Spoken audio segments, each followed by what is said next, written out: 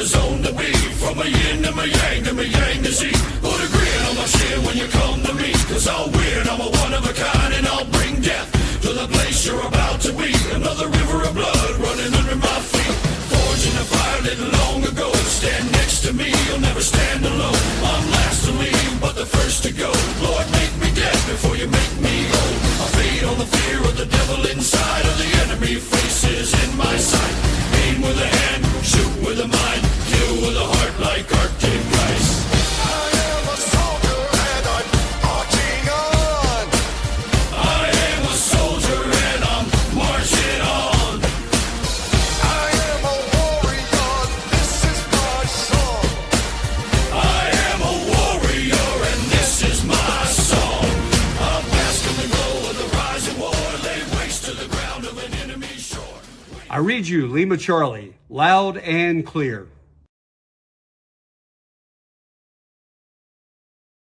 Welcome to another episode of Stu of the Nun presents Lima Charlie. We're here with special guest Byron Rodgers. Byron, welcome to the show.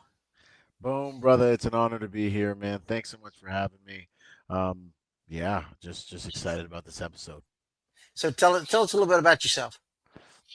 Yeah, so Byron Rodgers, United States Marine Corps, infantry, 0351, Lima Company, weapons platoon, for those of you who like to do your homework. 2 deployments to Iraq. Try to be a man of God, man of faith, father. I run an international executive protection organization called Bravo Research Group. We handle high-end security-related equations all over the world. We've operated in over 80 countries since 2017. I've been in this industry since 2008. So really, the only thing I've done for my life is Marine Corps and protect people. Have a master's in forensic psychology. Just got an honorary doctorate in Christian business leadership. I'm a Knight of Malta. And also the other half of what I do is all about training and helping people become professional protectors if they're getting out of military, law enforcement, or even if they're civilians. And then I have another training company that's about making civilians into effective protectors. Published a book called Finding Meaning After the Military. You can see behind me. And other than that, man, God is good. Boom. Yeah. So you mentioned you joined the Marine Corps. Do you come from a military family? I don't. No, I do not. In fact, my dad was vehemently against it. He threatened to throw me off. He dangled me off the balcony of a hotel room after my high school graduation when I told him I was going in. And I just relaxed. My dad's a savage. He's still. I still might have to shoot dad. I still my. And I just remember dangling there, and he's like, why aren't you afraid? And I remember saying, well, you're either gonna drop me off the balcony, or I'm gonna go join the Marine Corps. And he said, okay. Well, I respect that. And he said, don't die. And I said, well, Dad, I'll do the best I can. Pray for me. And I went in. So what made you choose the Marine Corps? Did you look at anything else, or was it Marine Corps bust? Yeah, no, I was totally open to any of it, but I remember in my cafeteria, in high school, I walked up to the recruiter. I think he was an Army, I know he was an Army recruiter, but maybe he was a reserve recruiter. But I walked up and I just said, look, man, I want to join.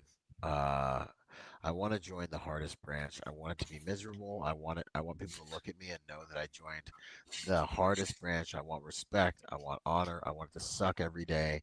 I said, so what's the truth? Is it Army or is it Marine Corps? And this guy, he looked at me and he looked to the left, looked to the right, make sure no one was listening. And he was like, you should probably just go be a Marine. And I was like, Roger that. Thank you. And I walked right over there and I, signed the mother friggin' contract, as they say, right? So you wanted it hard, so that obviously that took you to the infantry. Were you an athlete in school? Were you pretty active and pretty? Yeah, man. Fortunately, I was Primarily active in football. I always wanted to be a football player. Kind of had that pipe dream growing up. Ended up playing 6A football, Ironman ball, all four ways.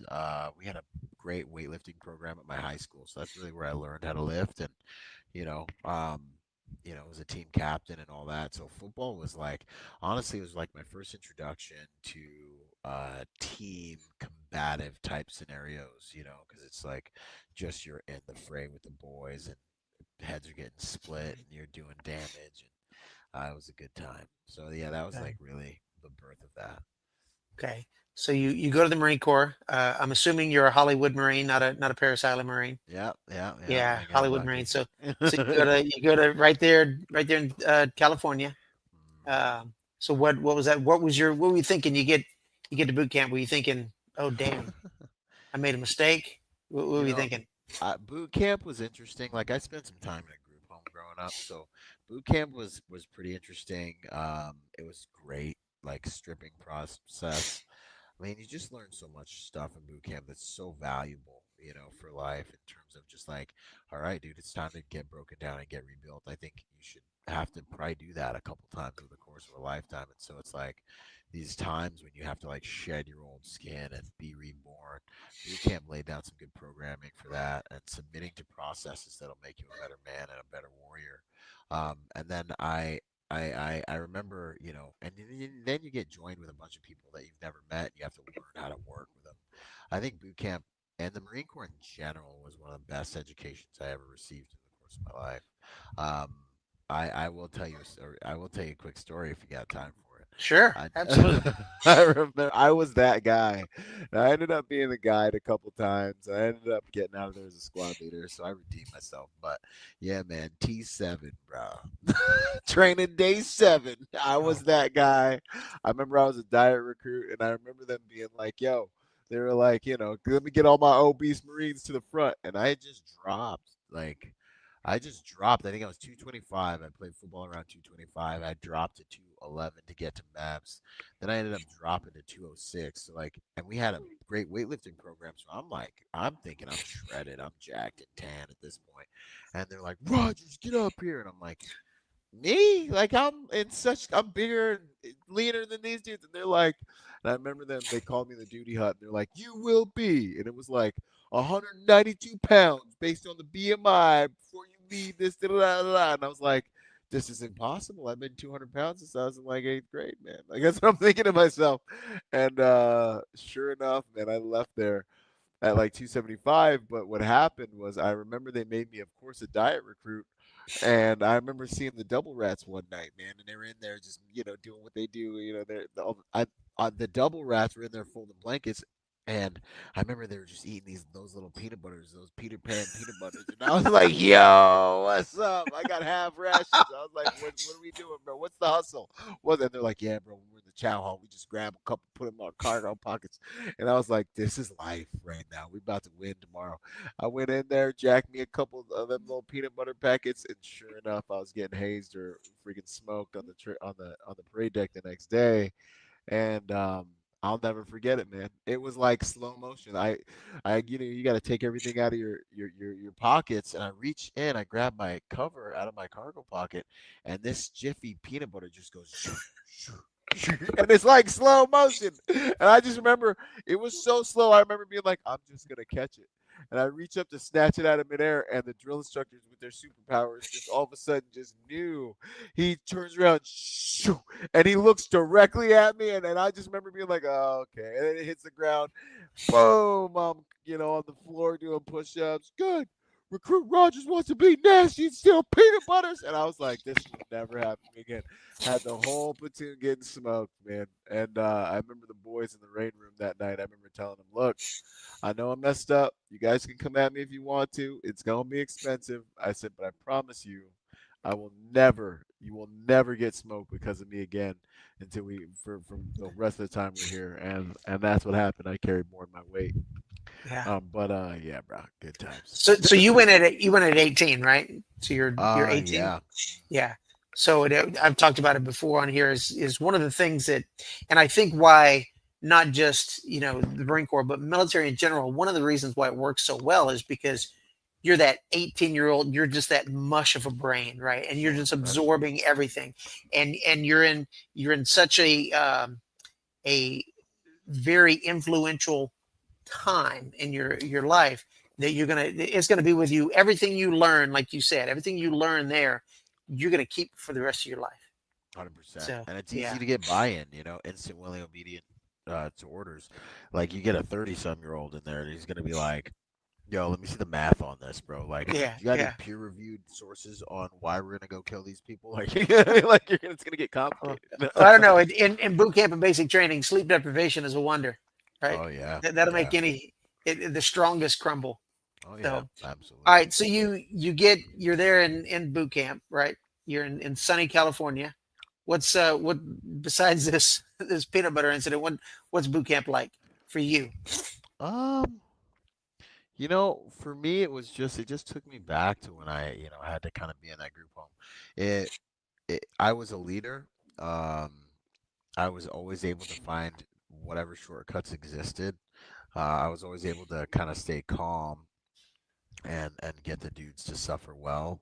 So, that's why I always kind of bounce back and forth between that guide squad leader position. Um, you know, I remember boot camp was hard and I hated it. Um, but it wasn't like too foreign because of the path that I had lived in my life. I ended up winning the Pugil Stick Championship. And then the final bout was me versus the other guy who won the other half, beat the other half of the battalion in Pugil Sticks, and his name was Heitzman. And Heitzman was a unit. He was a big, like Aryan, pure blood looking, demigod, blue eyes, blonde hair, perfect jawline, had a big white tiger tattoo down his side and a knife wound. And I remember, man, I'd love to see him again, see where he's at. And I remember being like trying to make friends with him because he was like way more, like hardcore than me. And I remember like before this, I remember I was like, "Hey man, how you doing?" And he's just like, "Yeah, whatever." And I'm like, "So, what'd you do before the Marine Corps?" And he's like, "I played D1 ball, and then I got injured." He's like, "And then I used to travel around to bars with a biker gang, and I would just fight dudes, and that's how I made a living. Then I figured I'd go in and go special forces." And I was like, "Oh, cool, man." And I remember trying to be friends with him, and he ended up beating everybody on the other side. So then I had to fight him in Pugil Sticks, man, and I'll never forget it. I said a prayer. I was like, "Good Lord." I was like, "You got to get me through this. I can't beat this dude. Like, I know, you know what I mean? Like, maybe, but like, nah, bro." Like, I was like, I'm about to catch the beat of my life in the Thunderdome because in the Thunderdome, no one even sees what goes on in the Thunderdome. Right. Yeah. And I remember I just prayed, and I remember being like, well, the one thing I can do is I can hit hard. And football's my thing. I was like, no matter how big you are, I will hit you in the face and I will die on impact. I'm 100% fine with dying on impact. And so that's all I had. I just remember being like, the only thing I can do against this dude is I'm going to come around this corner and I'm going to suicide myself on his face. And, man, I'll never forget it. I came around that corner running with that pugil and he stopped to fight me. And I just kept going and I just kept going. And I jumped straight through him. I don't know. I think my guardian angel did it because I didn't even touch the guy. Boom! I go slamming into the wall, almost die. I'm like half unconscious. He, I guess, slipped and his knee popped out. He popped his ACL or something like that, trying to get around, trying to avoid me. And so I hope he's all right wherever he is, man, Heisman. But yeah. So that's boot camp, man. So, But so you went to boot camp with Dolph Lundgren, basically, basically. bro, like really for real. So, and I joined the Marine Corps because I had like 5 sisters growing up. I was raised by my mom. So for me, being in boot camp and then the fleet was like, I just wanted to be around men. I want to be in a place where I don't have to worry about your freaking feelings. Where if we have a problem, we go fight it out in the back of the squad bay. Sure. Like that's what I was excited to just be around men and be like, and then contribute, be like recognized as one of the like contributors to a group of men going to war. Right. So I was all about it. I wasn't big by any means. I graduated high school 132 pounds, and so I get the basic training, and I'm little, but I played baseball, I played football, I played I ran track. I was very athletic, and I Yeah. felt so bad when we got to Pugil Sticks because they put my Ranger dummy in there with me, my Ranger Yeah. buddy, and he was even smaller than me, and I beat the living tar out of Great that kid. example. I felt so bad for him. Yeah, But yeah, yeah, yeah. so you graduate boot camp. How was getting that EGA? Um, I mean, it was beautiful because a part of joining the Marine Corps for me was my dad's an absolute savage, like I told you. He's like a very successful businessman in the Bahamas. You know, Tony Montana meets like Donald Trump, in a bigger than me island guy who's a lifelong martial artist, right? So like Oh wow, growing up, he's one of those dads where you're like, "Hey dad, I just found the cure for cancer." And he's like, "Son, go back in there till you get the cure for AIDS." Like I ain't raised no punk. And you're like, nice. "Okay, dad." So uh I was like, what can I do to be a man on a level that my dad's gotta respect and that I can solve my math, that I can know I earned my right to be a man, and no one can take it from me if they weren't there when I got it. And so getting that EGA was like a culmination to a lot of that, was the culmination of a lot of that. And it was like I'm finally part of a tribe that's an elite tribe. And I think that's a drive that most men have, that most all men should have, is you should be an elitist, like Right. I know it's like such a provocative term, but like you should want your family to be better than everyone. You should want your son to be better than everyone. You should want your company to be better. You know what I mean? Like, so for me, it was like it meant a lot, and I know it did a lot for me psychologically. That ended up helping me in a lot of ways, weather a lot of storms, whether it was relationally or in for sure in business. Um, you know, uh, Knowing that I earned that EGA, and then obviously the things that happened in the fleet, massively impactful for building a foundation in my psychology, in my paradigm that has held up quite a bit. Okay. So you graduate. Where do you go from there? So I graduate, and then I get shipped off to the pen, homie. So I'm in the pen, man. That's where I earned my stripes, man. And I remember rolling up to the squad bay, and I remember no, no, no. I graduate. I go to SOI. I was in SOI, but it was in Camp Pendleton, anyways. It was like up the street because I was in Horno, and I think SOI is like 52 area. It's the area right before Horno, and I remember, getting my MOS and the machine gunners, Cheney gunners, and assault were fighting over me, and they kind of gave me a choice which one I wanted to be, and I remember being like, well, I don't want to be the guy in Black Hawk Down on top of the Hummer getting shot in the face. I was like, I want to be able to get out and move around and do some stuff. And then, the assault, squad leader was like, yeah, we get to get out, shoot, because I was in during the small rocket time, so we get to shoot smalls, and javelins, and do demo. And I was like, that sounds dope, man.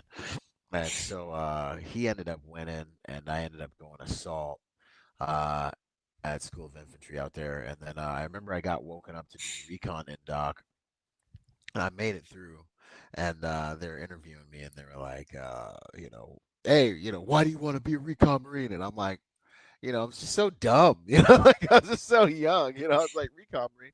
I'm like, what's the recon Marine? They're like, it's like Marine Corps Special Forces. I'm like, okay. I'm like, that's cool. And they're like, well, why do you want to be one? I was like, you guys kidnapped me in the middle of the night and make haze to me, bro. Like I didn't have a choice. They just, yanked me out of my rack, and now I'm in the, we're swimming, and they were like, and then I was like, well, how much school do I have to do? And they were like, the pipeline's 2 years or whatever. And I remember being like, I joined the Marine Corps to not go to school. I was like, there's a war going on. I want to go to war. The whole point is for me to go to war. And the guy was just like, okay. Yeah, it was probably one of the dumbest decisions I ever made in my life. Maybe. I don't know. God's got a path. But I was like, dang, man, how would my life have turned out if I'd have went down that road? I mean, Right. I wouldn't have got out. I'd probably be still in it, slaying bodies. But Probably. yeah, man, that's what happened. So you end up at Pendleton. Yeah. How long were you there before your first deployment? That's about, I think our first workup was something like a year or so. Okay. And it was just, I mean, I got to my unit right after they got back from the Battle of Fallujah. I remember in boot camp Oh, they were like, hey, they called us in. Marines are invading, biggest urban combat engagement since Way City, Vietnam. School circle. They're all reading the newspaper articles and everything, and they're like, "You're all failures. Nobody's going to Valhalla. Y'all missed it." And we're just like, "Oh, we hate Yeah. ourselves." Well, how are we gonna get blood? And then I get to my unit and these cats, it was like, it's the fleet. We walk up and we're like, Lance Corporal, do you know where, Lima Company weapons? Because we go carrying our sea bag and all our stuff. And, one of the very gracious Lance criminals was like, yeah, man, just hop in the elevator, go up to the third floor. You know what I'm saying? If anybody knows how the fleet works, you don't get in the freaking elevator unless you're a made man, homie. You take the stairs, right?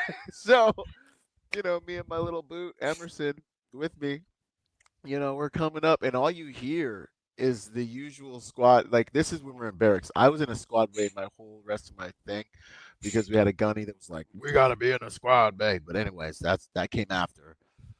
And sure enough, man, like we're going up, and all you hear is just like rap music, country music, death metal, porn, Typical freaking barracks. yeah, typical barracks. You know what I'm saying? Pizza bones. Yeah. You can smell the pizza. Oh yeah.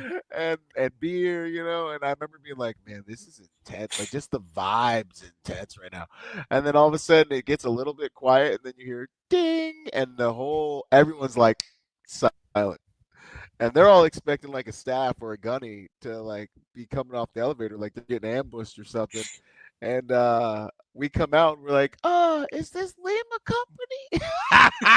And we just get wrecked, homie. And it just turns super PG-13 rated R for like 48 hours. We're just getting destroyed. My senior Marine, I got lucky. There was like one other black dude who was like a decent human being. And he was like, he walks up and we're all getting hazed or whatever. And he's like, this one right here. He's like, this one's mine. And that ended up being my big bro, Eric Hicks, man, kept me alive out there. And the other dude got hazed and got broken within, I want to say 96 hours in the process out of the Marine Corps. Oh wow. Fleet, man. Wow. Yeah, these dudes That's they were psycho. I mean, you just got mad from that. They were legitimate sanctioned psychopaths, yeah. But it was the best people to train me for combat. Like it was the best trend. Our first mount training, they're just like unlearn everything you learned in boot camp. This is how we actually get dressed on. This is how you get to come home. And I learned some of the best lessons of my life before going in. Well, the only two times Marines are happy is if they're drinking or fighting. I mean, that's pretty much it. That is about it. Yeah. So yeah, Fallujah was a pretty rough time. That was some pretty tough sledding. So you're walking into a unit that is pretty experienced at this point. They're. So how many of you newbies were there coming in to this experienced unit? I don't remember. I think I know for assault, there's a good amount of us because like we were peppered in. But I know for my MOS was super small. I mean, we just got extinct a few years ago. There's just me and Emerson that got sent to Lima Company, and I was the only one that actually stuck because Emerson, got broken. So it was a small drop, but it was a right place to be before going out to combat for sure. Okay. So what was that training like leading up to that first deployment?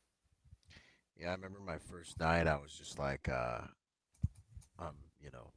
we're in the rain room in a squad bay later on that night, and they're all like, "Hey." I forget his name, but it was one of the Mexicans, like Fuentes or something. And they're like, "Hey, get in here, Fuentes, show him your arm, stand up, And I remember he pulls his blouse off, and all he has is a bone. Like there's no bicep or anything, it's just bone. And they're like, "Grab his arm," and everyone grabs his arm. It's like super creepy. And they're like, "If you don't listen up, you're gonna end up just like him," And then they like made us watch all the freaking moto videos and all the Marine Corps videos that come out of a war zone. And I remember calling my girl that night, like late that night. I think I was still like up cleaning, the rain room or something. And I remember being like, this is not this is not how I thought it was gonna be. I was like, this is like some mix between juvenile hall and like government sanctioned killing is what this is. And she was just like, she doesn't know what the heck to do. She's like 20, so you're 18 too, right? And so then the train up was just wild, man. It was just like feel you could feel war on these dudes. You could smell war on my boys. Like it was a different frequency. Like, and I remember one of our gunnies, man, at one point in time was like, we got a new gunny. This was after my second deployment, but still, it matters. And he came from the drill field, and he was like, "There is no difference between a combat marine and a normal marine." Yo, we went out. It was either Bridgeport or it was a deployment. We came back and he was like, "There is a difference between combat Marines and normal Marines." And I remember like seeing Marines. I remember seeing guys that had been to combat and seeing guys that hadn't. And I remember the look in their eyes was different. Like I 100% believe in the 1,000-yard stare because I remember before I got baptized in fire, I just remember being like, "There's a distinct difference between these guys." Sure. Um, Yeah. and that's a lot of what it was like, man. It was, I remember doing the Crucible, our drill instructors being like, "This is the easiest and smallest hill you will ever hike up." And the Crucible broke me off when I was in boot camp. I mean, I made it, of course, but like, it was like, I remember at the time being like, "There's no way. There's no way. Were you sending me to actual hell? Like, there's no way." And sure enough, Camp Pendleton helped me.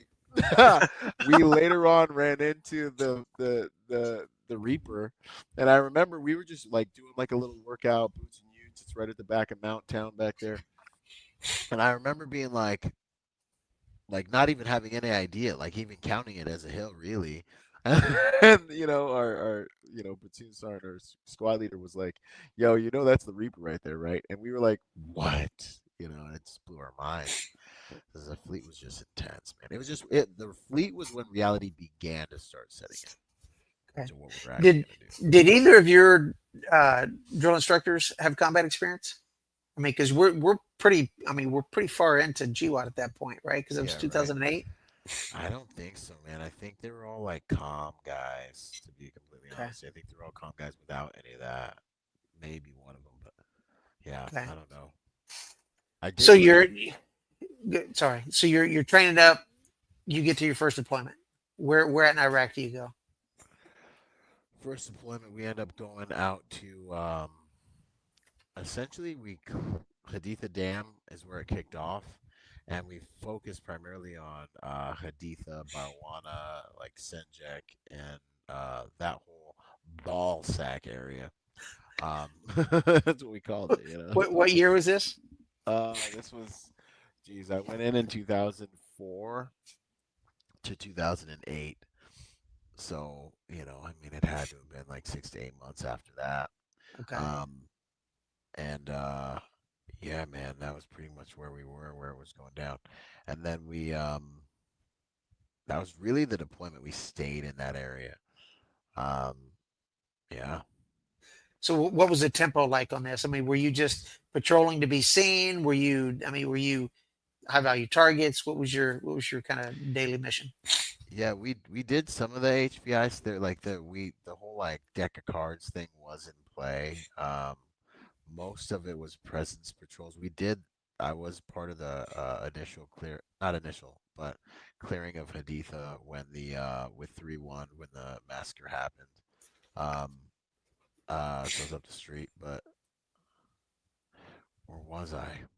This stuff's kind of fuzzy. Yeah, I want to say that was Kilo Company. So, our primary initiative after we woke up at the dam and that was secured, we working with Azerbaijanis at the dam, and you better get the password to get back on base correct, or they're gonna light you up. That was a thing. And then after that, we just kept pushing until we basically got to around Barwana. And then we were just running presence patrols out of a school in that area.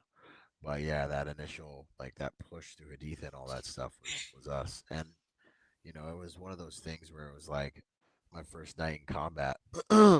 I remember, we're gearing up. It's like 3 a.m. or whatever before we push out there. Um, we're painting skeletons on our faces except for their face paint. And, we roll out and we're looking at, I remember watching the city. I remember watching Haditha. And then I remember the lights just shut off. And I remember thinking to myself, I'm a dumb mood at this point. So I'm like, whoa. I'm like, the power just went out. I'm like, we're lucky. Like, oh, wow. And then I remember one of my seniors was like, Recon just cut the power, idiot. And I remember being like, oh, okay, yeah. And then something happened where a Bradley went flying past us like an adjacent unit, like an army unit was going in, trying to get there before us. And our commanding officer hops on the radio and he's trying to yell at these guys, like, hey, slow down. That's a minefield. Da da da da da. He's trying to get a hold of them. And then I just remember seeing that first explosion. And that's when we started to lean into reality. And I remember watching the mushroom cloud, and I remember hearing all the rounds cook off, and all the stuff going on around the vehicle. And that's when I was like, man, this doesn't even seem real. And then that voice in my head was like, you don't know what real is yet, son.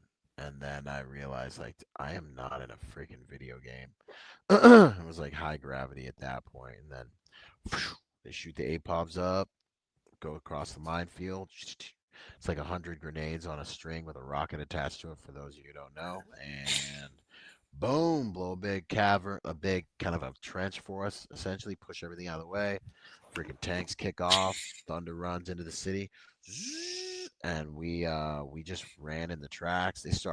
PsyOps start playing freaking Led Zeppelin and rock music, freaking green smoke just ascending on the city. We got rock music.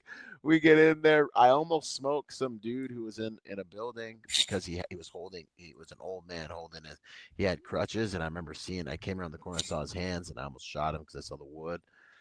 And then I find myself on top of the roof. And I just remember listening to like the psyops and the babies crying and the women screaming and the dogs barking noises and all that stuff, evil laughter, and then the mosque starts kicking off, shout out night, kill the infidel, and then freaking Corporal Praxidus, he's in a few of these podcasts as well. My big bro comes up and he's like, "How you doing, Rogers?" And I'm like, "I'm good, Corporal." He's like, and I'm laying on the roofs, doing security. He's like, "How you doing?" I'm like, "I'm doing all right, Corporal." He's like, "Freaking Twilight Zone out here, isn't it?" And I'm like, "Yeah." And then, that was like my first night. And then, of course, things just get crazy into the next day. I almost get everyone blown up. It's a good time. So what were you thinking when you first went in there? I mean, it sounded like you kind of hit this realization that, like, oh crap, Yeah. Well, I mean, what were you kind of excited? Were you a little nervous going into that? What was that? Well, it's that proving ground, man. It's like, this is the moment. Like, you got to be. My mentality was, I have to be ready to die well. I have to be ready to make a difference for my platoon and for the mission and go the distance, man. Like, this is the ultimate proving ground. Like, boot camp, yeah, that's great, but like, now we're actually doing the thing, and it never even dawned on me that guys wouldn't have this experience. My whole culture was Marine Corps combat culture. It was like, hey man, pass the orange juice, kill. It's like, we're going to war. This is what we do. Everyone's been to war. Our whole unit's been to war. So it's like, this is my moment. Like, you can't even really stand up and piss in the squad bay till you've been to combat. Like, you can't even talk. Right. You know what I'm saying? So it's like, I'm about to get my stripes and I'm going to make it count. And I want it to be like memorable. So I was down, man, and I remember, but there was more fear than I remember wanting to have to deal with. I remember that's why I almost shot that guy in the hand. I wasn't like one of those guys that was like all about like the carnage, but I wanted to be a good warrior. Like, I really wanted to be like a professional, righteous, like good warrior. So, that's a lot of what I was really trying to lean into when that happened. But that explosion was high gravity. That's when I started to be like, this is not a game. Like there's no respawning, homie. Like, like you're about to either make it or not, Right. So yeah, those are the types of things going through my mind. Okay, so you get through that first night, you get back. right? So now how was the rest of this deployment going? This deployment was interesting. I mean, we spent most of it just out there. We would come back on a rotation. Um, I want to say like every month, maybe we'd cycle back for a week or so to Haditha Dam for R&R. But we caught some IEDs in that deployment. I caught some IEDs in that deployment. We, like the next day in combat, we stayed out there because we were taking territory. Um, we were searching a house, and I walk in, and this is my first introduction to the indigenous people of the game, right? So I'm like, they're all like, Ana Habibi Marines yen, like, come on in, like, we love you, like, la mushkala, like, no problem, you're good. So I'm like, these people are nice, they're pretty cool, man. And I'm like, Praxidus is like, shut the F up, Rodgers. And I'm like, they seem like nice people. I don't know what to say. And so we're searching the house, and searching houses, and he grabs me, he's like, he's shorter than me, so it's kind of awesome. And he grabs me, pulls me down, and he's like, find me something, Rodgers. I know these guys are moos, And I remember thinking, like, bro, you just mad because, like, you were in Fallujah. I'm like, these are nice people. Like, I'm like a chick at a bar that thinks everyone wants to be her friend, even though she's like hot, Like, and I'm like, these guys are nice guys. And I'm like, well, Father, and I say a little prayer. I'm like, if there's something here, can you help me find it? And sure enough, I'm like, I see a drum, a water drum, and it's got no water in it. And I'm like, why you got a water drum with no water? But these ones got water in them. So I go over there and I like move it around, and sure enough, I find a freaking. I end up finding, I'm digging around. I end up finding a bunch of fake passports, a bunch of adrenaline, a big IED that was buried behind that water drum underneath the house. So then, me being a boot, and I'm the demo guy. I'm the 51, so I gotta get the explosives. So I'm sitting here like digging. I got a shovel. I'm digging this thing up. I end up finding a weapons cache in the back of the house. That I'm like, hey, there's a weapons cache back there. There's this. There's that. There's a pile of expended shells on the roof from where the guy was shooting at us with an RPK.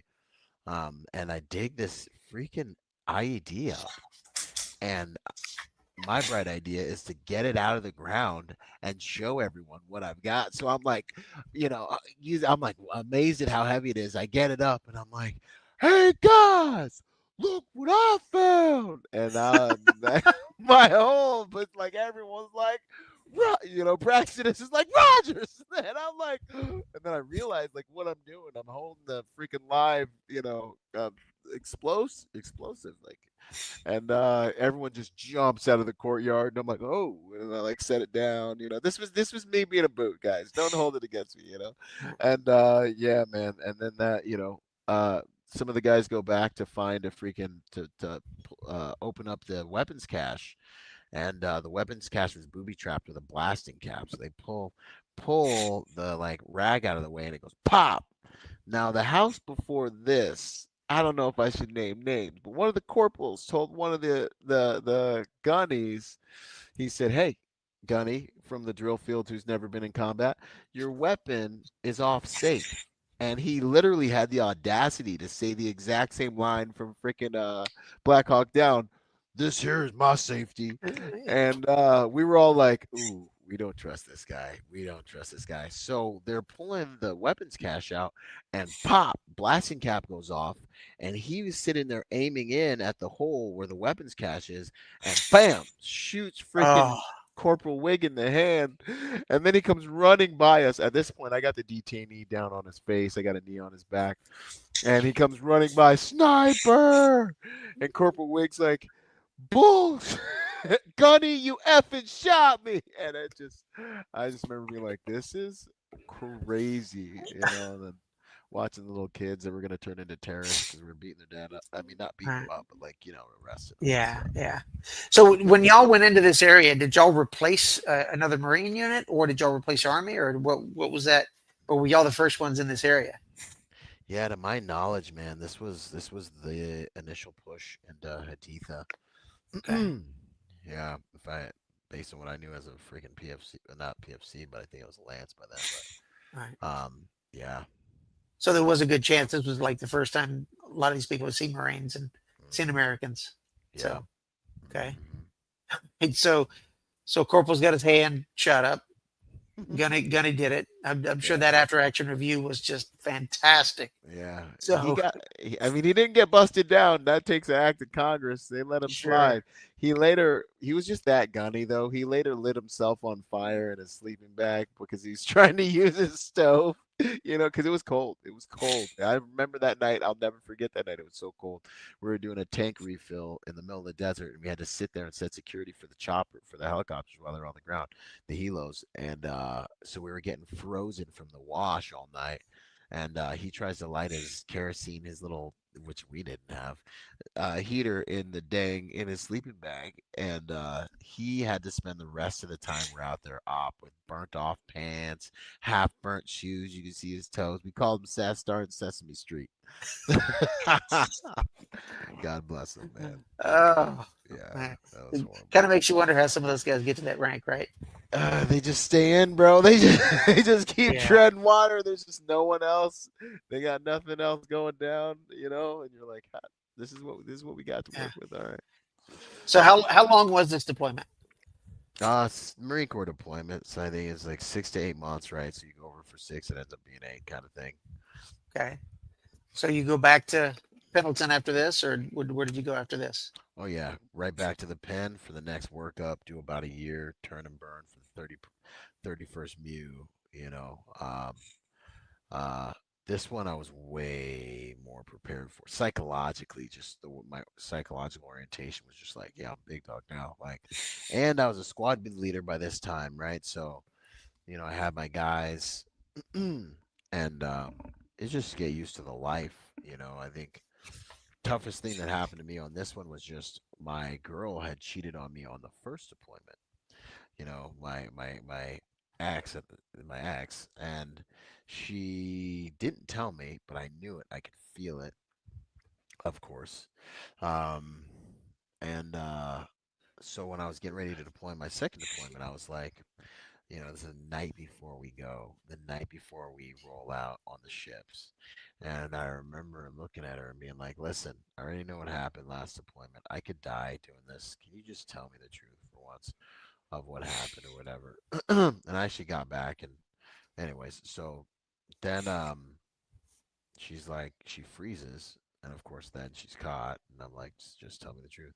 So she ends up telling me she cheated on me first deployment.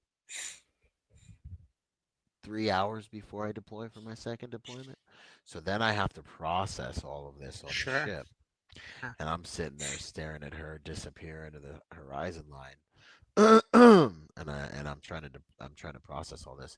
So I remember I went silent almost for the first 3 days, didn't say anything to anyone until my boys were like, hey dude, we're gonna have to send you to the shrink if you don't speak.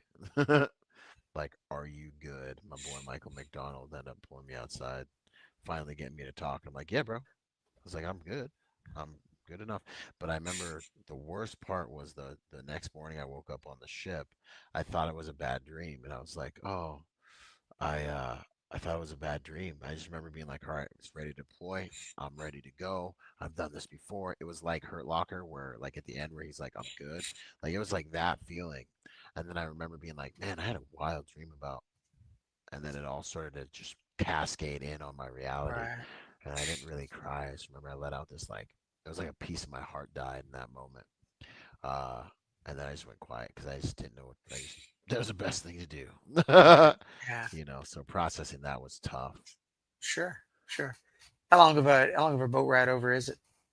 I say boat, ship. Yeah. I know on our way over, if I remember right, we stopped at a few places on our way there. I think it was like 2 months or something along those lines. But that Mew was super awesome because we got to go to Singapore, Australia, Hawaii, Guam.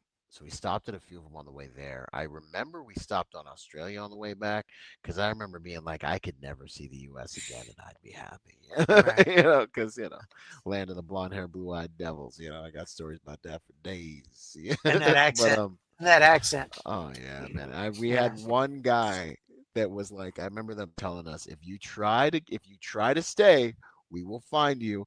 We've planned for it.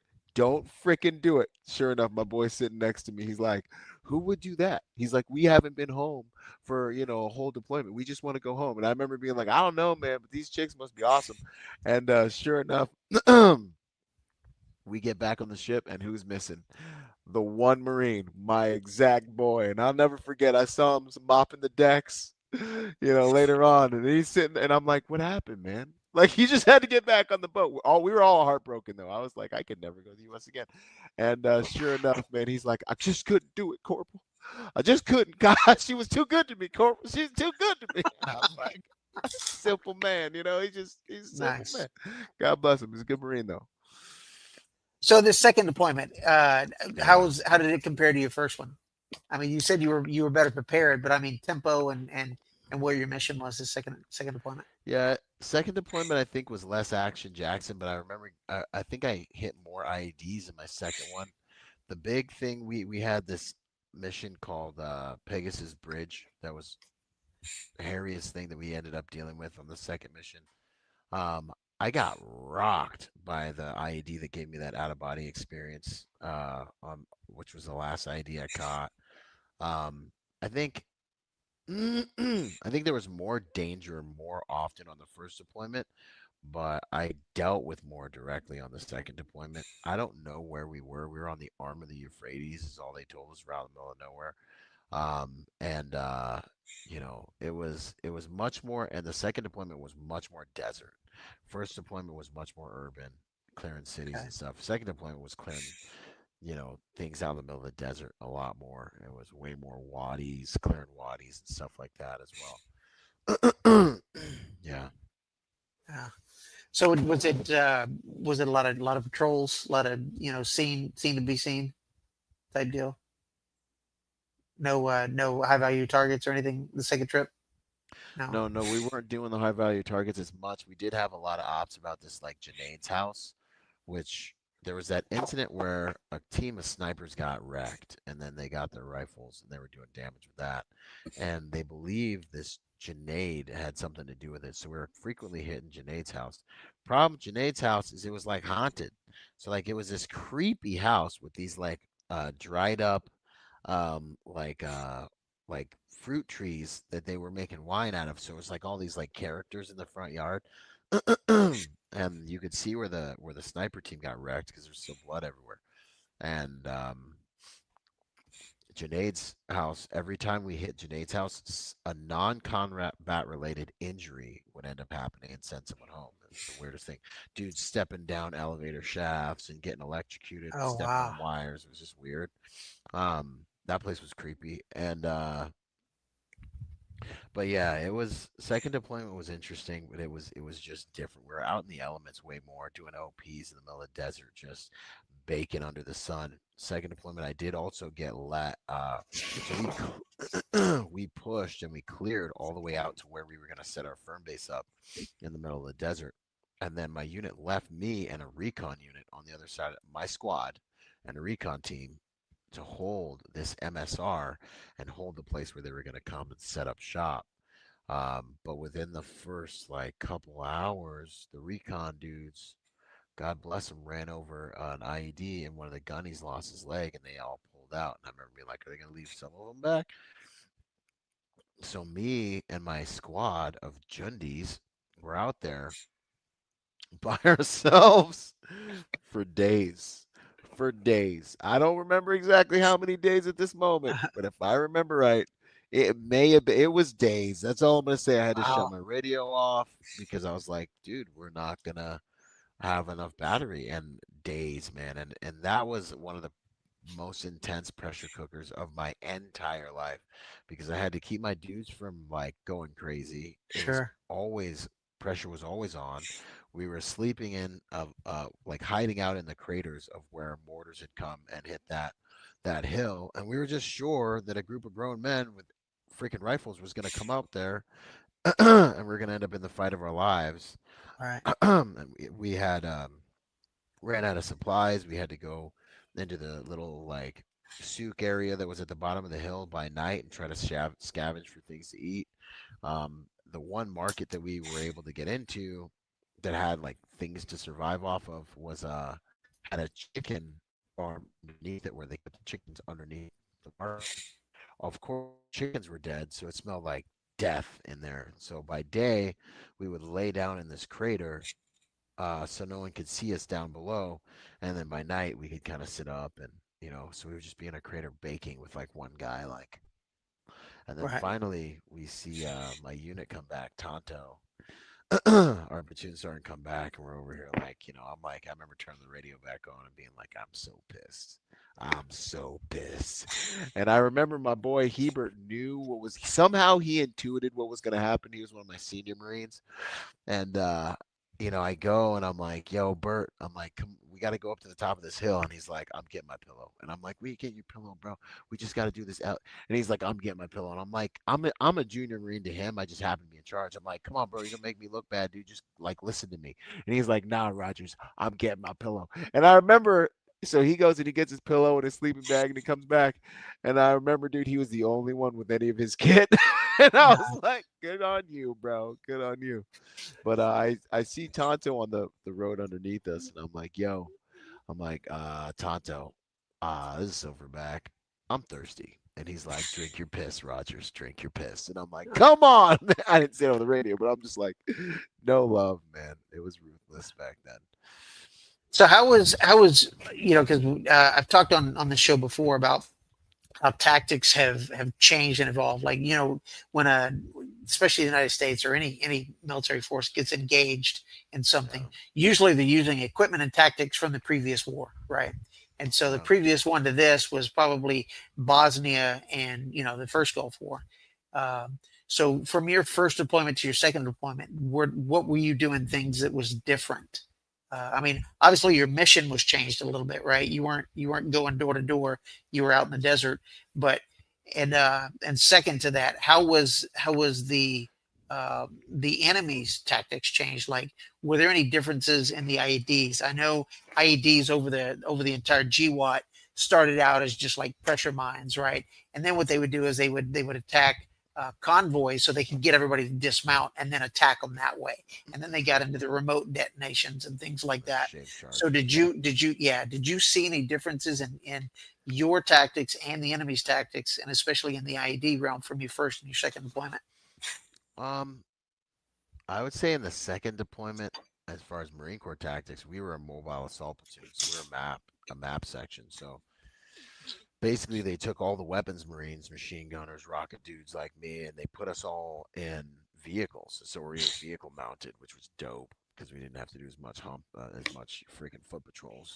Whereas first deployment, it was a lot more of that, but we still ended up being a map section first deployment towards the end. But yeah, man, second deployment was pretty much all map section stuff, and so we would roll in after a fight started, or if there was suspicion of something, and they would push us to the more dangerous stuff because we had all the we had all the machine guns and all the show-stopping stuff.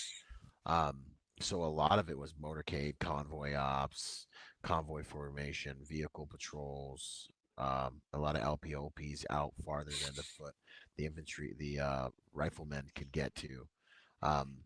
So that was like the biggest difference. I mean, even in our bounding and blocking positions, and like, when we got into a firefight, it would be, we would orient our machine guns and flank with vehicles and things like that because we're in the desert. We could actually do that. Right. So that was relieving. But in an AO where you're looking at 80% victim initiated IEDs, being in a vehicle is pretty creepy all the time. You feel like you're in free fall all the time, and then you catch an IED and like within 48 hours, you get 24 hours off, but within 48 hours, your butt's back in the seats doing the dang deed if you didn't get wrecked. So, that's when I picked up smoking was during my first deployment. I remember sitting back there after getting wrecked and I'm like, guys, we got blown up this morning. And the boys were like, they're like no one even knew what to say to me, because I was usually the brave one. And I was like, are we just going to do this again? Like, we're just going to do this. I was like, everyone's fine. Like, it's just okay with you guys. Like, no one's got anything to say. And everyone's just been sitting there just like, and I remember being like, and that's how I looked at Luciano. I was like, Lucy, give me a freaking cigarette, man. Here we freaking go, man.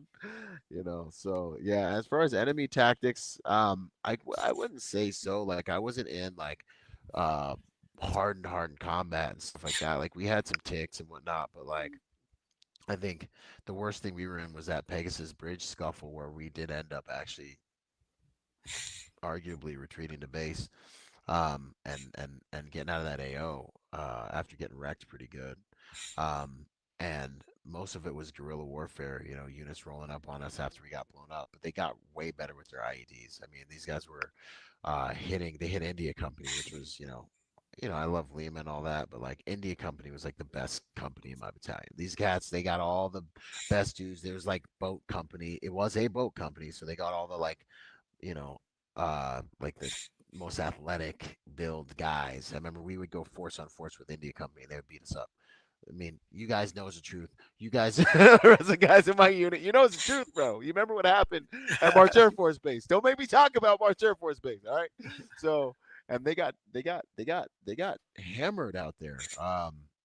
And a lot of it was because the IEDs that they were coming with were more sophisticated, blowing dudes up down hills into freaking wells and swamps, and placing multiple IEDs and secondary IEDs on intersections, and so that's where I almost lost my life. So were you in up armored Humvees? Is that what you're rolling? Yeah. I was primarily in the 7-ton because I was Okay. lead vehicle and I was troop commander. So I had my squad of Marines in the 7-ton. We get out and bring the pain, but the rest of the motorcade, the other three vehicles were Humvees. Yeah. Okay. So let's get into a little bit, if you want to, about a couple of the incidents for you. I mean, you've mentioned it a couple of times. Your out of body experience and getting kind of lit up a little bit. Do you want to Yeah, talk about man. that? Yeah, we can go into it. No worries at all. Okay. By the grace of God, I've adjusted pretty well. But I'd say the worst, the worst. Well, I would say, I mean, since we're on Pegasus Bridge, man, I remember us, this was kind of, we spent the morning uh digging around. We spent the morning, so we got the report that India Company was getting chewed up out there. And I don't remember like the scuttlebutt from like the Lance Killers and the, talking and stuff, Lance Corporals talking, was like they took like 40% casualties overnight out there. Um, if my memory serves me correctly, we were on a patrol and I found a weapons cache out there, and we got into a firefight. Lieutenant Frank ended up pulling us back. Um, you know, and these guys were pretty quick and they were pretty smart. Like you know, we ended up getting my driver ends up getting out of the vehicle. God bless him, and he's in the middle of where he shouldn't have been. He starts taking fire. He's yelling, "Roger, get me out of here!" Because he's my boy. And I'm in a wadi, and we had just found a good sized weapons cache, US 50 there was US weapons in there, and I want to say 50 cals and things like that. And so these dudes were upset, and they're in the city shooting out into the desert towards us. So we're all totally exposed. And not totally, because I'm in a wadi, and I remember running out of this wadi, and our vehicles pull up, whop, whop, whop, whop, whop, whop, whop, whop, and they're shooting into the city there, and our guys are still in the middle of this field. My driver's still in the middle of this field, and we have this one Marine. He was always a troublemaker, always getting in trouble, and he goes boogieing. But he was like an 18-minute 3-miler, man. You know what I'm saying? It was glorious. And I was like, yo, put that 18-minute 3 mile to use. He goes running all the way back, gets the 7-ton, pulls up in a blocking position, gets my boy out of the fray, and we're up. We get out of this wadi, we're on a hill, and we're getting into the firefight. But everybody was spooked because at that time, there's prosecution and different things going on. Because of like I forget what incident had just happened concerning the war, but Right. everybody was scared. I think it may have been the one where they were stacking naked bodies at Abu Grab. yeah, Abu Ghraib. Yeah, so Yeah. our lieutenant's screaming at us, and he's just like, hey, what are you shooting at? Where are they? And I'm like, they're over there. And he's like, "Where?" I'm like, "Right there." And then I remember getting a feeling like you need to look to your, they're gonna flank you. And these dudes, sure enough, had another blocking position already built. Like they had a fighting hole already built out. Like they planned this whole thing out. And I just remember turning right there, and I'm like yelling, and I let off a few rounds. Then my sheeny gunner rips that thing around, and wah, gah, gah, gah, gah, gah, gah, you see like an AK and like a boot and stuff flying around behind that berm. But that incident caused us to really look at this area that became Pegasus Bridge as like maybe there's some stuff over there. So sure enough, you know, they end up running this op to Pegasus Bridge. You know, as a map section, we get the call. The boys are like, "Hey, there's India company got wrecked. We're gonna send in weapons, Lima weapons." So we have two a whole platoon, two motorcades of dudes going down there to reinforce them. We spend the morning pulling freaking vehicles out of swamps and wells, like I told you, and picking up pieces from IEDs. And these guys had a lot of IEDs. EOD was like, "Hey, we can't blow all the IEDs, so just pick like what direction you want to go, and we'll like clear those routes. But we don't have enough demo to really deal with everything Right. we're finding, so we got to leave some stuff." So we're trying to do what we do and push into this area. Um, and we spend the morning working, cleaning up the mess from last night. And my sergeant Tonto calls me into his Hummer, and he's just like, "Yo, Rogers, hop in my Vic. I'm gonna tell you what to do at the next stop." I'm like, "Roger that, Sergeant." So I hop in, and I just remember getting this feeling. Like I remember being like, "Man, I ain't good. Something's not good. I don't feel good about this place." And the weirdest thing about this place was this was the first time that I had people being like, "Hey guys, you know, not for nothing, seem like nice kids. You should leave." Like I never Right. seen that before. Like if you cleared cities overseas, it's always like, "Oh, ala habibi Marines in, we love you, la Yeah. mushkala, la mushahadin, la," like everything's cool. And this was the first time they looked at us like, "Are you okay? Like you guys need to get out of here. Like, do you not know?" Yeah. And I remember being kind of like, "Wow," but of course, being like, young and everything else, I remember being like, "Yeah, man, like where they at? We ready, and it was just dumb. And so, but that did catch my attention. I was a little bit like, "Why y'all like?" You really seem like you genuinely are trying to help me right now. Like, Right. like you genuinely seem like you are trying to help me. So we just kept pushing in, and sure enough, we're rolling to this next stop sign. Not stop sign, but we're in the middle of the desert. There's no stop signs. There's no, anything like that. But we're rolling to this next kind of intersection looking thing.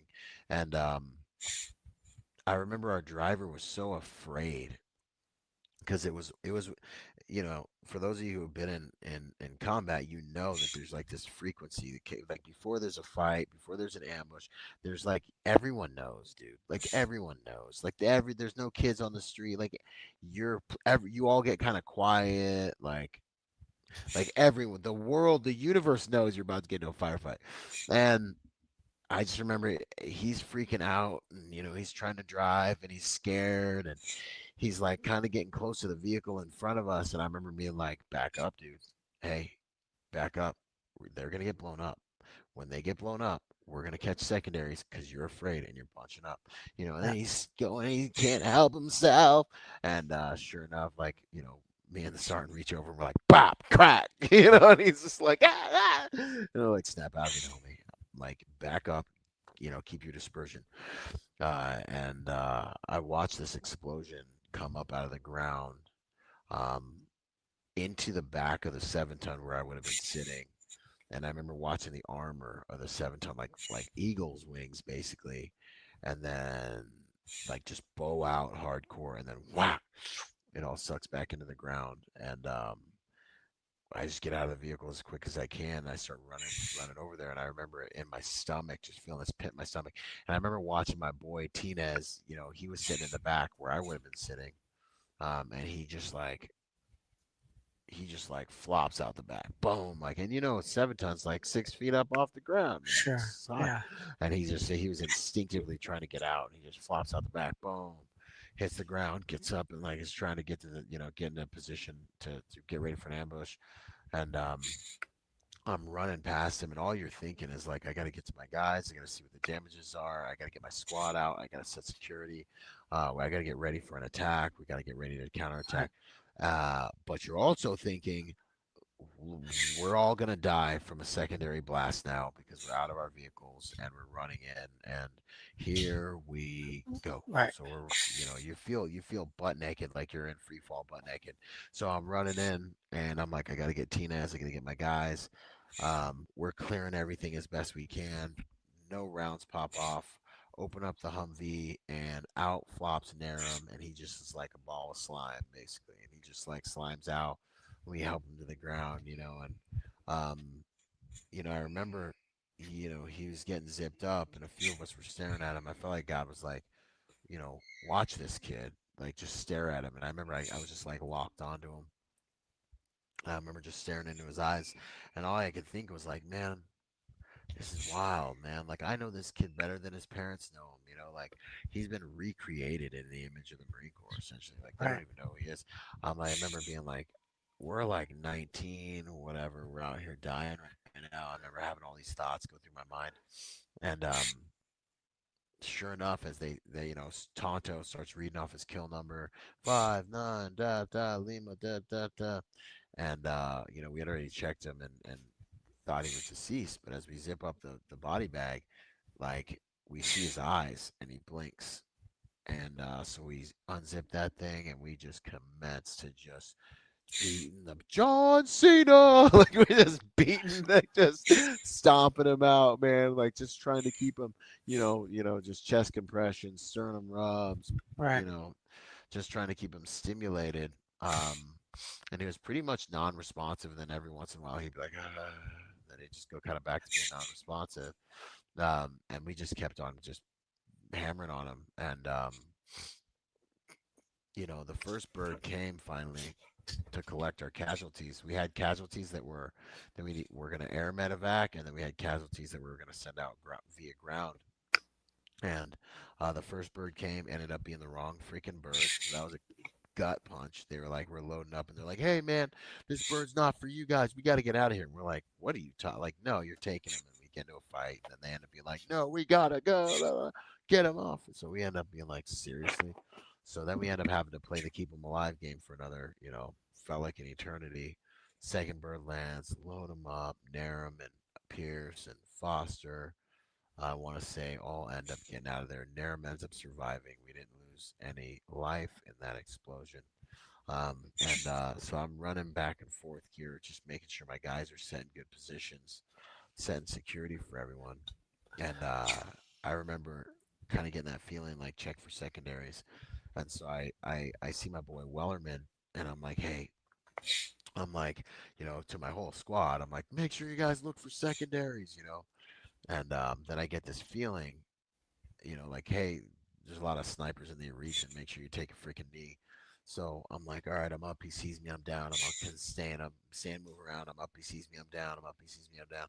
And then I'm like, all right, I'm gonna take a knee. And then right next to freaking Wellerman, and I remember that voice, which I believe is my Lord and Savior Jesus Christ, the Holy Spirit. That voice is like, look at your feet. And I'm like, and I look down, and there's these two hacksaw blades, and they're just, all I can partially see is like the top end of these two hacksaw blades kind of coming out of it. They've been, dust has been kicked around them. My feet are all, footprints are all around it. And I remember being like, But the hacksaw blades are laying right next to this massive crater where the 7-tonner just got blown up. So I'm like, oh. And it looked like it'd been expended because there's a massive crater right next to it. And so this is one of the creepiest moments of my entire life right here. This thing's between my legs. I almost kneeled on it, but I looked down instead because I heard this voice. And I'm like, hey. And I swear to you, bro, the world stopped spinning, man. It was a weird moment. I was like, this is what blew you guys up right here. And it felt like if there were tumbleweeds, there'd have been tumbleweeds. Like it felt like the whole world stopped spinning. And I Right. remember going to push this thing because I was convinced that it had already been expended. There's a Right. big crater, Right. like it was in the crater. And I go to push this thing, and that voice comes back to me and is like, don't push that, pick it up and check it. And I remember being like, why? Yeah, like it's already obviously expended. And I was like, yeah, it's good. It's already, whatever. And I remember like right before I just like push it and mess with it, the last second I was like, eh. And I grab it by the sides and I kind of check it, start tugging on it, and then I see that it's still live, wired into the ground. EO yeah, I realize I'm like, I'm standing on top of live munition. Right then, Gully comes running back, and there's those Christmas tree lights they used to use to make pressure plates out of, where they would get like a string of Christmas tree lights and they take the plastic out of it, so it's all metal. And if you step on any of the metal parts, it completes the circuit, and kaboom, Sure. kumbala, as they say. And so he comes running, just then he comes running towards me. I'm like, Wellerman, you didn't find this, bro? You're laying right next to. And then freaking Gully comes running up. Rogers, there's some anal beads over there. And then I was like, we got to get off the street. So I just grabbed my dudes and we assault the house. And it was a good thing no one was in that house because I remember we entered that house like it was a mid scene of freaking Platoon. Like it was one of those things where we got dudes getting blown up. We are overwhelmed with explosives. We are pissed. And I remember being so thankful that no one was in that house because we hit that house with a rage that I hadn't experienced up until that point in my Marine Corps career. And I remember looking at my boy on the way in there and being like, hope no one's in this house, bro. And by the grace of God, no one was in that house. And They're gonna get the angry end of this. yeah, man. And we cleared that house, and then EOD did blast analysis on that, and it was two 155 anti-tank shells I was standing on top of. So that's pink mist, like that's Yeah. Yeah. wallet-sized pieces of Kevlar, like 200 some odd yards away. Yeah. You know, Yeah. Wow. Wow. we ended So- up that we ended up pulling out of there. It was another hairy night, firefights. The guys that went ground evac, it took them. They didn't get home till the next morning. They got so much resistance, and we ended up spending the night in a graveyard, so they leave us alone. And Oh wow. friggin' getting chased by a camel spider in the morning, and then we left. It was a the roughest op that I've ever Yeah. been on. So anything else from that deployment stand out? No, I would say the next maybe major event would be when I caught the IED, when I caught the final one. I was in a number of blasts. I was in 5 IEDs and one mortar attack that ended up canoeing the tent that I was in. But that was the grace of God again, man. That was the grace of God again. Well, the only reason I didn't get freaking vaporized was because my buddy came up to me. One of my Mexican homies wanted to tell me a joke, and I was like, bruh, I gotta work out. I gotta work out, man, before our next patrol. And he's like, dude, you gotta hear this, Rogers. You gotta hear this. You gotta hear. And I'm like, bro, like, I don't want to hear your stupid joke, bro. Like, I live with you, dude. And he's like, no, you gotta hear this joke. You gotta hear this joke. And I'm like, dude, like, I'm going to get my lift in, man, because I had this whole like pull-up bar and I had these sandbags. I had this little gym I made out there. And he's like, no, you gotta hear this. You gotta hear this. And I'm like, and he was persistent. And I remember being like, this better be the best joke I've ever heard in my entire life, homie. And I don't even remember the joke because I woke up at the other end of the building with it half collapsed on me in the floor. And I remember being like, and I started getting up and I felt this burning in my stomach. And I remember being like, Doc, they got me. They got me. Like, I knew I wasn't like dying, but I felt burning in my stomach. So I was like, maybe I caught some shrapnel. And I was like, Doc. So I was kind of cracking jokes, but I was kind of serious. Like, no, you need to get over here. But like, ah. And I'm like getting up and we had to wear flight suits that deployment, which I really hated. I hated. I wanted to be in my Marine Corps outfit, but the flight suits had these zippers, and the zipper had grabbed a bunch of my pubic hair and was like ripping it out slowly because when I got launched, I had folded up like this while I went flying, and I probably got launched a good 15 to 20 feet. But the kicker is that mortar where it landed was right where my pull-up bar was, and it blew out and obliterated the pull-up bar and obliterated my entire gym. And Oh so wow. I probably would have been the one guy that died, and I would have been sitting there slick, no body armor, doing pull-ups back there, Right. So the grace of God. But yeah, man. The other Ooh. major story is just when I caught that last IED. Okay. You want to go into that? Yeah, man. I mean, it's I think it's really like that's part of my testimony, man. I feel like that was a day that I like got a new lease on life, because it's just, it's one of those situations where there's things that happen in your life that are greater than you, and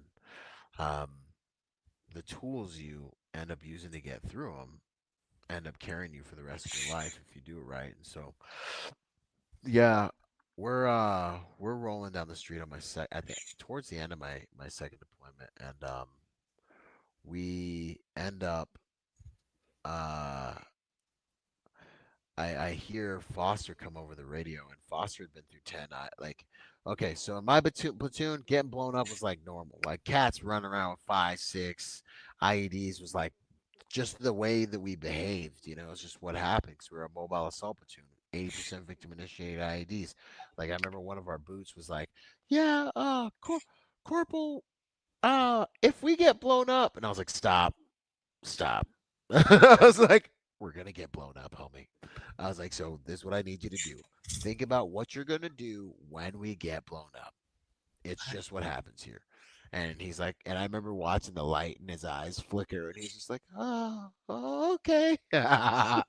And sure enough, man, kaboom, we get wrecked. We get hit by a freaking motorcycle on the side of the road. And I remember looking at this motorcycle while we were turning the corner. So they were smart. They put it on the inside of a turn that would take our 7-ton, multiple iterations, like a 3-point turn to get around, and there's a cliff on the other side. And sure enough, man, I remember like sitting there staring at this motorcycle while we're doing all these like 2, 3-point turn things to get around it. And I remember being like, "Who just leaves a motorcycle out here?" And I was like, golly, man. I was like, aren't people like not afraid of things getting stolen? And then sure enough, I remember being like, "What's that pile behind the tire?" Kaboom! Oh shit. I land back in my seat and I'm like, anyways, but that boot on that explosion, he was like, he went to work, he got set security, and he came running back to me and he was like, Corporal, I did exactly, it works. I did exactly what I told myself. I rehearsed in my head what I would do when we get blown up. And, that's one of the things I teach people is like, hey, you need to be already pre-gaming in this mental realm before things happen. Like, what's going to happen if someone walks in your house while you're sitting in your office? I'm going to do this. Like, if you're at dinner, what's going to happen if someone goes active right now? Because you're doing a mental rep and your brain will go in that direction. But so yeah, no, for the final explosion in my life, we're rolling down the street, and I was singing some mischievous song that I had just thought up, which I won't sing again right now. I'm an adult now. And sure enough, like, I freaking Foster comes over the radio, and he'd been blown up. I watched Foster get blown up multiple times. One of the times I watched him get launched. Like, I mean, he was in the air from the time I saw the explosion. I was staring at Foster. Foster was waving at kids driving by in a truck. Kaboom happens.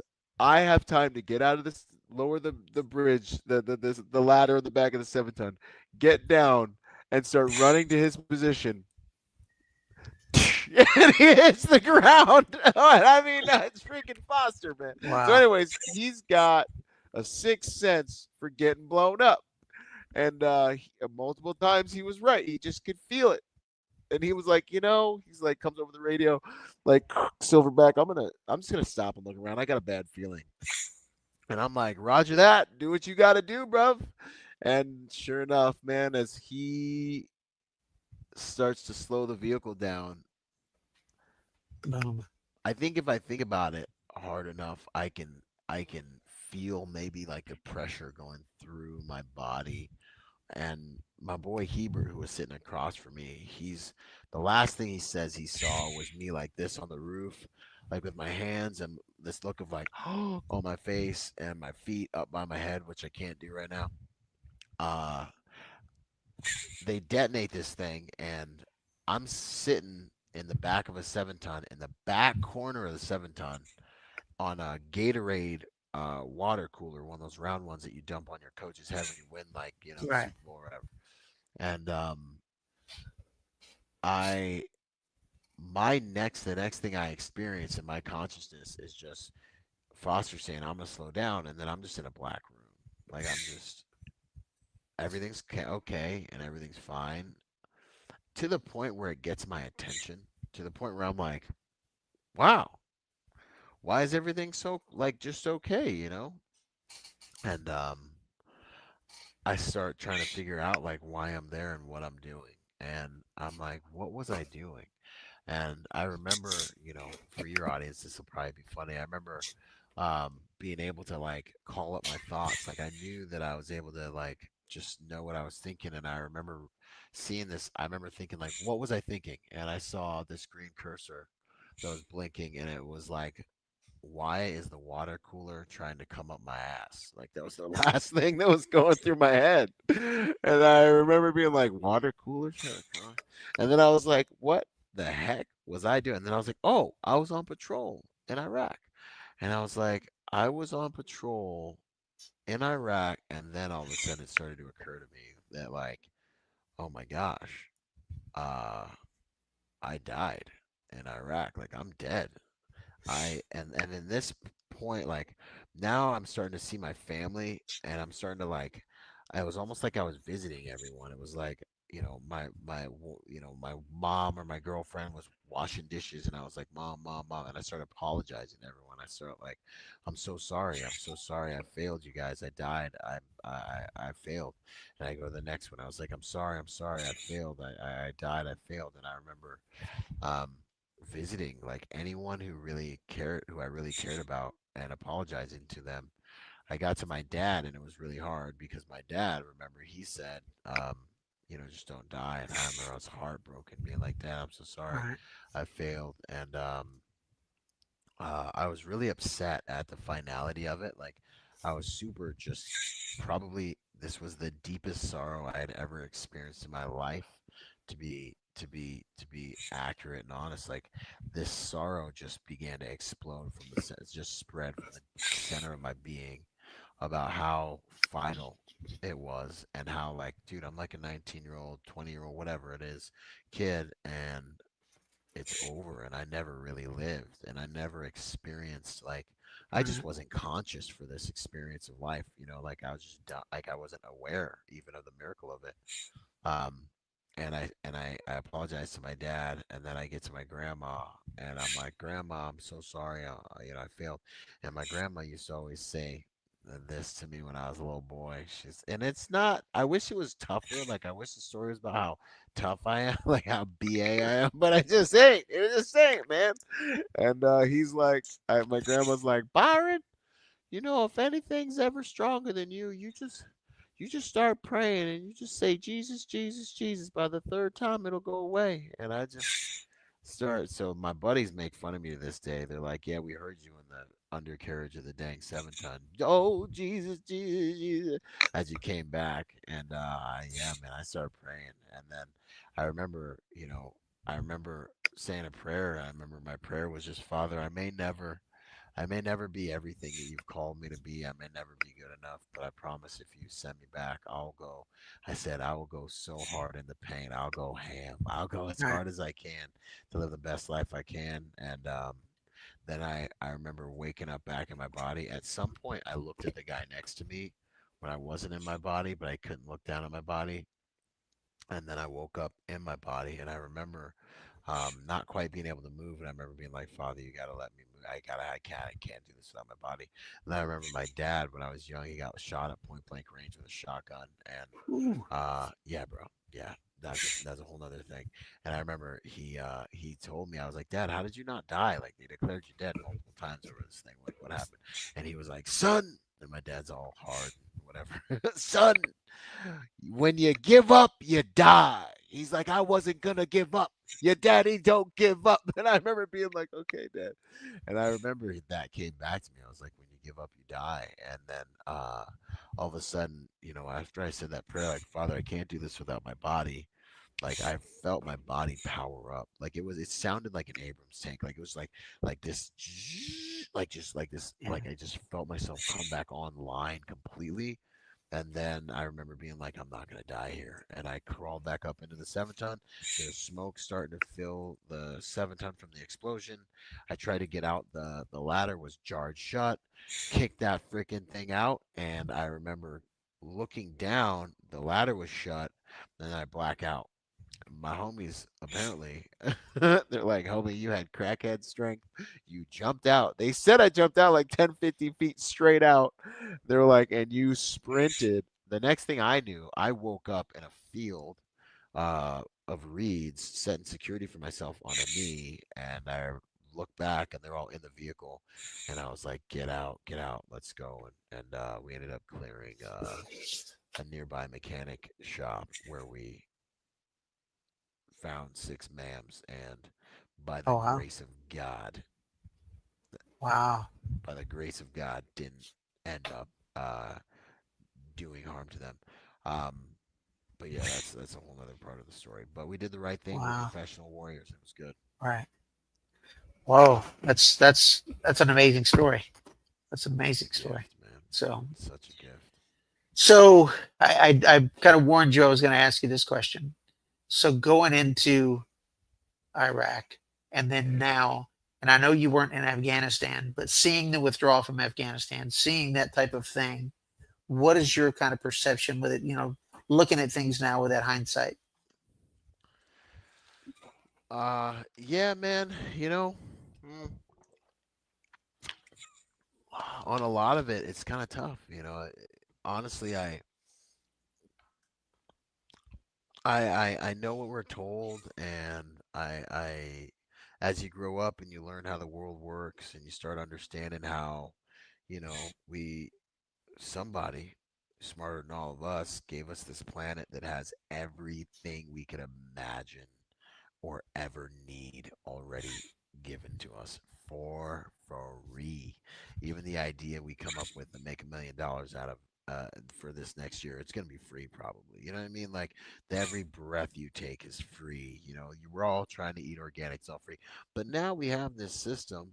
This is where I'm gonna get a little weird. You know what I'm saying? But now, but now we have this system, that like is fitted over the top of it, and like you got to pay for your vegetables and your fruit, and your doctor's giving you prescription meds that are maybe killing you. Your food's maybe killing you because it's got to be more fiscally responsible. It's got to make people money. Your food's got to make people money. So now it's got preservatives that are killing you. And so my whole paradigm's essentially shifted, and so I don't really feel like I see a lot of righteous war going on anymore, and I don't feel like I see a lot of, the whole world's made for money, not mankind anymore. That's made in the image of man now. So, Right. um, you know, I take what I can from those experiences because I believe that was my path, and God sent me to those places to get educated for a reason that's going to help me become the type of leader and the man that He's created me to be, and it'll all serve in the end. But now when I see these things, it's like it's mammon, man. It's missing the mark. It's taking something that once was one of a sacred and one of the highest levels of service that you could render to a tribe honorably, and Right. turning it into just another thing that's designed to subdue humans and bring profit. Right. Unfortunately. Yeah. That's good. That's good. Oh, thank you. All right. Was there anything else you want people to know?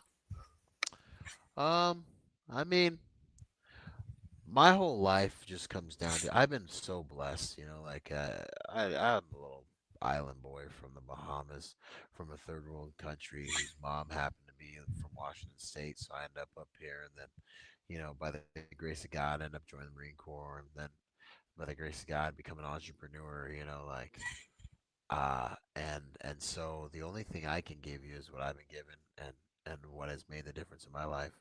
And that's just been to not have a really my earthly dad being around, and so I've always just looked to my heavenly Father, and Jesus Christ has been my Lord and Savior my whole life, and that makes has made all the difference. And that's what's gotten me through the darkest times, being blown up multiple times, still being a functioning member of society. Having multiple businesses that are actually, by the grace of God, quite successful. Being able to create multiple brands because I'm always listening for what He wants me to do, and being able to help a lot of people. Like, I never thought my life would be positive and impactful, really. You know what I mean? Being able to have a family and create things that have kind of impacted the world and really impacted my industry.